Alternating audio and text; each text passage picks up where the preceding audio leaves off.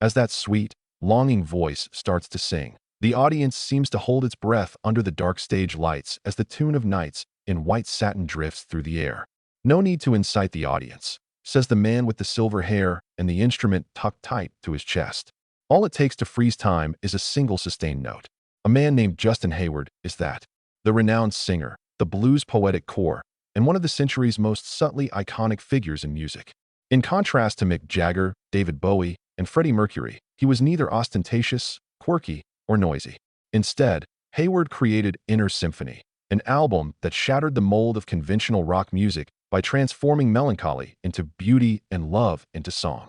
Justin maintained his individuality throughout his meteoric rise from Swindon, an industrial town in England, to the pinnacle of worldwide charts. A fragile and battered spirit, yet one that, with pride, lives on through song. Controversies and scandals that would have shaken the tabloids never occurred in his life. However, a deep sense of isolation, hidden traumas, and a loss that persisted for many years lay beneath that serene exterior. From the time he arrived in London as a 17-year-old lad with a cheap guitar to the moment he stood alone on stage saying goodbye to his last bandmate, his journey was more of a poetic epic of self and music love than a triumphant rock song. Great musicians don't always have to yell to be heard, and Justin Hayward is living proof of that. They can still get their point over if they merely whisper. Earlier years. Swindon is a tiny industrial town in Wiltshire, England, where Justin Hayward was born on October 14, 1946. He came from an upper-middle-class background. Not poor, but certainly not well off. Poet and schoolteacher, his father was a major influence on him.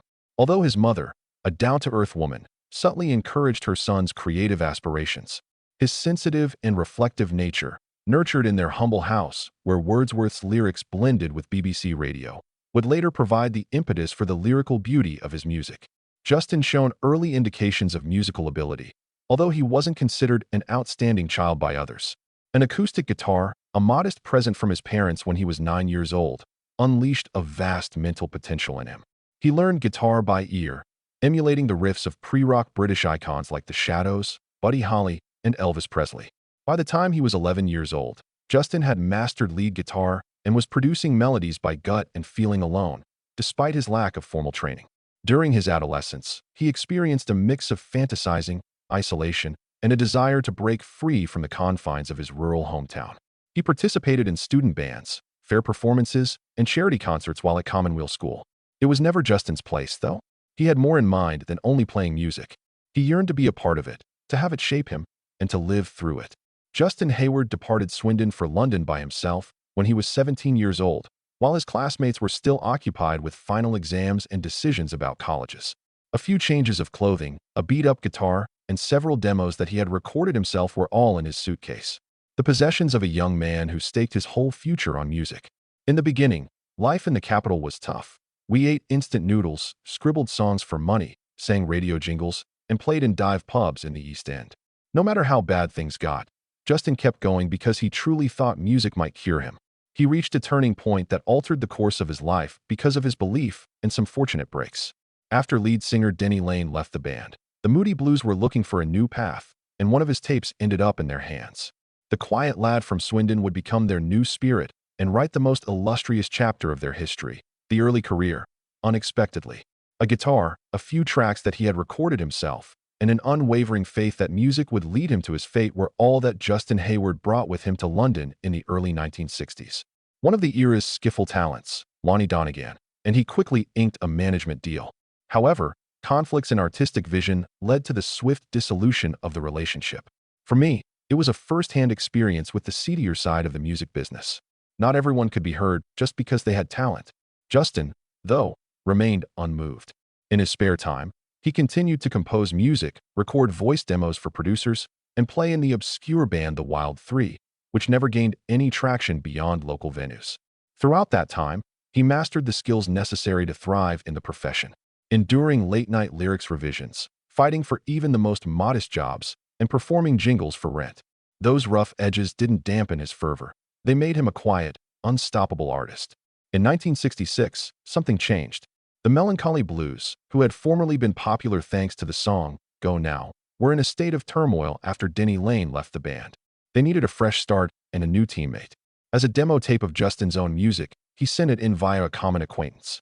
One of these was Cities, a song that sounded completely different from the popular music of the period because to its ethereal melody and bizarre lyrics. In an instant, the band's keyboardist Mike Pinder was enthralled. Shortly thereafter, Justin received an audition invitation.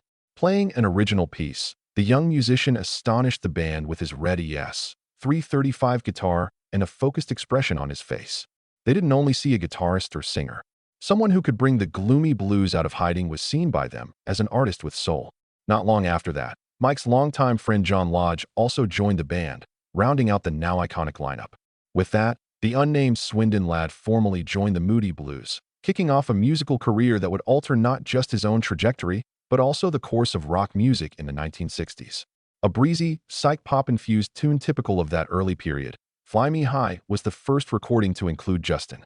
Despite its lack of economic success, it marked the beginning of the Moody Blues' bizarre, emotionally charged, and intellectually challenging new musical path, an aesthetic that Justin Hayward would, in due time, fully assume.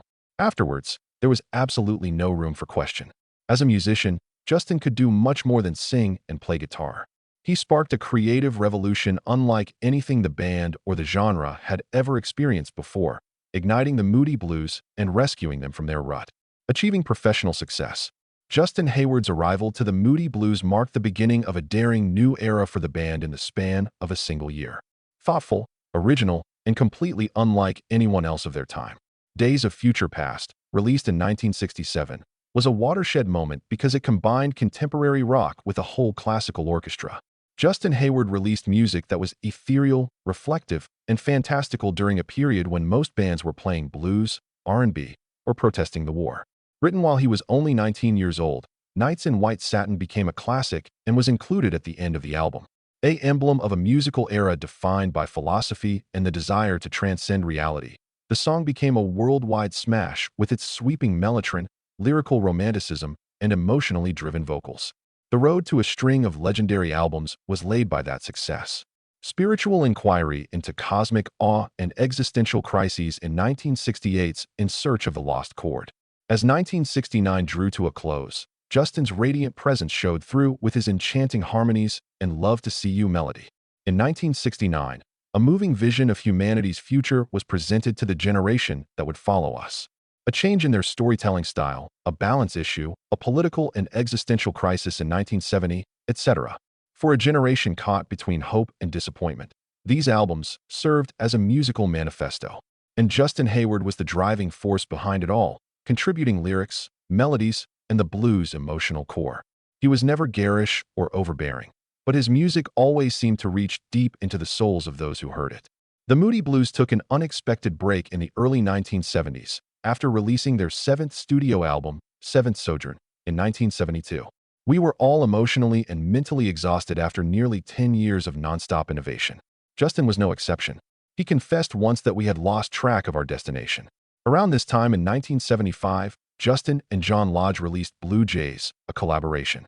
One of his most accomplished compositions, a symphony that is both lyrical and melancholy. Songs such as Remember Me, My Friend, and Maybe maintained his characteristic wistful tone and intimate lyrics. For Jeff Wayne's 1978 album The War of the Worlds, Justin also recorded the eerie ballad Forever Autumn around this period. Because of the project's focus on heartbreak, Justin's voice became indispensable, and the song reached number 5 in the UK, which was a significant solo achievement for someone not associated with the Moody Blues. The Moody Blues Octave was released in 1978 after their reunion. The band's artistic integrity was unwavering, especially with Justin's understated leadership, even though their glory days were over. Hits such as The Voice, 1981, and Your Wildest Dreams, 1986, both written by Hayward, brought the group's music back into the spotlight in the 1980s. Justin never followed after the latest musical fads. Subtle, introspective, and unaffected by commercial pressures, his music continued to be an emotional diary. He constantly toured across North America, Europe, and Australia, performing the melancholy blues and introducing his timeless music to millions of listeners across decades. The Moody Blues and Justin Hayward were duly honored in 2018 with induction into the Rock and Roll Hall of Fame, a fitting tribute to their legendary musical legacy that spans 50 years. The Moody Blues had a storied run spanning over half a century, but they quietly disbanded in 2021 with the death of drummer Graham Edge. Neither a farewell nor a huge tribute were hosted by Justin, the final man standing. With his guitar strung and a bag brimming with cherished memories, he pressed on. Life outside of work. Justin Hayward is known for singing heartfelt, classic songs that never fail to bring a tear to an audience's eye. But when he's not performing, he leads such a low-key life that no one notices him. There has never been a public romance controversy involving him in his 50 years of artistic endeavors. Not only that, but unlike many of his contemporaries, tabloids have never bothered to investigate his private life. But it doesn't imply things have been easy for him. Justin wed Marie Hayward, a non-entertainment woman, in 1970 when he was 24 years old. They were married and resided in a house in the woods in West Sussex, away from the paparazzi. According to one of Justin's rare interviews when he discusses personal topics, Marie was a person who could comprehend stillness and embrace a husband who was constantly absorbed in his own thoughts. A daughter, Dorothy Hayward, was born to the couple. Her name resounds with musical destiny. As a graphic designer, Dorothy would later help her father with his tours and create artwork for albums. Their connection has always been strong and unwavering. Quietly burdened Justin's life, but he found solace in this one person. When it comes to Justin's concerts and other public appearances, Marie has been noticeably missing since the early 2000s. In a move consistent with Justin's character, family and friends have discreetly announced that the couple had split up. Just a subtle retreat as the harmony wanes. No drama, no spectacle. Although he has never officially acknowledged anything, his voice has wavered in recent interviews when discussing unsubstantiated claims.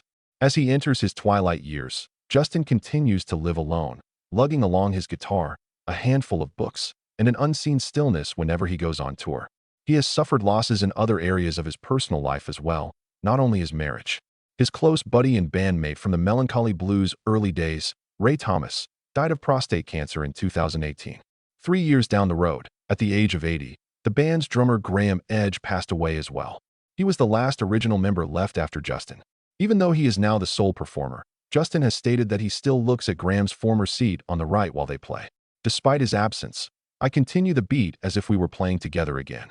With the gradual vanishing of the names that formerly stood with him in molding music history, Justin Hayward now faces solitude while remaining silently and unwaveringly devoted to music. No hysteria, scandals, or inebriated breakdowns. Still, his spirit is riddled with cracks, and music is the only solace that can mend them. John Lennon, David Bowie, and Mick Jagger are the names that typically come up when discussing iconic personalities of British music from the 1960s and 1970s. These artists shocked the globe with their rebellious imagery and daring assertions. A Crimson ES, 335 guitar, and a midnight quiet voice led Justin Hayward down a different road. Mild, unassuming, but profound and everlasting to the point where it became priceless. Justin has left an indelible mark on music as the chief songwriter and lead singer of the Moody Blues for more than half a century. Epics of consciousness, time, and lost love, sung in the language of poetry and framed by symphonic arrangements. Songs like Nights in White Satin, Tuesday Afternoon, Question, The Voice, and I Know You're Out There Somewhere weren't just hits. They were truly remarkable. These accomplishments solidified Hayward's position as a founding member of the progressive rock band the Moody Blues. Pink Floyd, Genesis, Yes, and Radiohead were all later influences, and they were pioneers in the field of musical experimentation that blended electronic, philosophical, and classical components. According to Steven Wilson, a prominent player in current progressive rock, Justin's impact on popular culture is profound, even though he has never been very vocal in the media. A Bronx Tale, Mad Men, The Big Chill, and countless more films and TV shows have utilized Nights in White Satin. The Moody Blues, and he finally received the long overdue and much-deserved induction to the Rock and Roll Hall of Fame in 2018. Laureate of the Order of the British Empire, OBE, in 2022, Justin was honored for his enduring impact on British culture and music. In a society when materialism is prevailing, he stands as more than just a musician. He is a protector of romance. Despite the rise of computers and digitization in the music industry, Justin never wavered from his contemplative, lyrical, and humanistic style of songwriting. His ballads were like carefully guarded journal entries. They let the listener in just enough to feel and understand. It's remarkable that Justin, despite his immense influence, never looked to stardom or power for approval. He declined many ad opportunities, made infrequent broadcast appearances, and isn't active on any social media platforms. True music, unfiltered, unassuming, and always fashionable, is what he continues to live by in a world when musicians are consumed by popularity and the number of likes their posts receive. Here and now, Justin Hayward is still going strong at age 75, when most of his contemporaries have either retired or are content to bask in the glory of their earlier successes. Rather than performing on massive stages, he prefers to play solo guitar in cozy, candlelit venues, delicately murmuring the tunes that before mesmerized everyone. After drummer Graham Edge passed away in 2021, the Moody Blues formally halted performing, but Justin did not issue a farewell statement or throw an extravagant memorial in his honor. Rather, he made a stealthy move into full-time independent artistry, carrying on with writing, performing, and touring as uninterrupted as ever. His Blue World Tour began in 2024 and took him all over North America, stopping in major cities including Miami, New Jersey, and New York. In these intimate performances, he brought back beloved ballads that had been ingrained in the audience's memory. Nights in White Satin, Tuesday Afternoon, Forever Autumn, and more. Performers such as guitarist Mike Dawes and keyboardist Julie Reagans, who have worked together for a long time, helped give these old sounds a fresh spin. In 2025, Justin continued his solo tour The Blue World with 15 big shows around the United States, celebrating over 60 years of music. He did more than just sing during his performances. Anecdotes about Ray Thomas, writing songs in isolated American hotel rooms, and the afternoon in 1966 when he watched the sun set over Swindon while writing Nights in White Satin, were all part of his storytelling. Outside of his performing career, Justin enjoys a peaceful existence away from the limelight. He lives in a house in the woods in the south of England, where everything moves at a snail's pace, completely free of controversial remarks and social media. Letters, newsletters, and candid films of him working behind the scenes are all ways he stays in touch with his admirers. Dormy, his daughter, manages the production and design of his tours, which helps him maintain his reputation as an independent artist. Justin, who is 78 years old, handles his public persona, writes his own music, and schedules his tours. Music, in his view, is no longer an arena for public praise. As a private practice, it helps him maintain relationships with the dead, his own memories, and his sense of self. One thing is clear when he takes the stage with his weathered guitar, gray hair, and mild smile, as he revealed in a rare interview. Both Justin and the music have always been there for one another. When it comes to making you laugh, cheer, or shiver, Justin Hayward isn't your typical artist. He has a way of bringing out your deepest emotions through just a single song. In a world where music is becoming increasingly noisy and unmemorable, he persists in his solitary journey, riding the wave of emotion, singing despite the isolation, and living life to the fullest. Justin has matured little from his days as a troubled youth who departed Swindon with a battered guitar to his current position as the lone survivor of the gloomy blues. Nothing has changed. The guitar and vocals are identical. But now, with every note he plays, there is a new layer of memory, a new shade of desire, a new halt in time. One of the most authentic and esteemed figures in British music, his humility shines through in his refusal to seek sympathy or fame. Because he will always be loved by music lovers, Justin Hayward may never have to say goodbye. Share your story with us if you've ever felt engulfed in ethereal white satin nights, quiet by the everlasting fall, or just needed a safe space to let your emotions settle. Tell me the song by Justin Hayward that has stuck with you the most. What was the first place you heard him? Which music has been a constant in your life, even after so many years? Feel free to share your story down below.